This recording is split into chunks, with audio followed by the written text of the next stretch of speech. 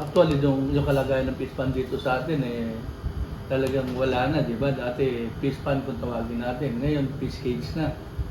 Kasi wala na nga halos mga 95% ng mga fish pond natin dito, nasira na, wala na.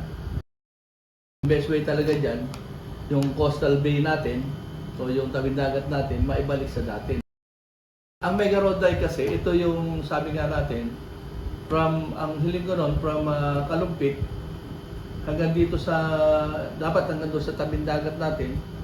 Tapos itong mula dyan sa Labangan Channel natin na yan, hanggang doon sa Tibagin, pagkatapos isasarado. Magkakaroon ng floodgate para yung tubig alat o yung gagaling doon sa dagat control, hindi makakapasok. At tayo may mga pumping station lang tayo para ilabas yung kung ano yun nandito, yung sa ulan, yung sa magsasaka, yun lang ilalabas sila. Yan ang kailangan natin, unang-una yan, para makapamuhay tayo ng normal. Mega Road Dike.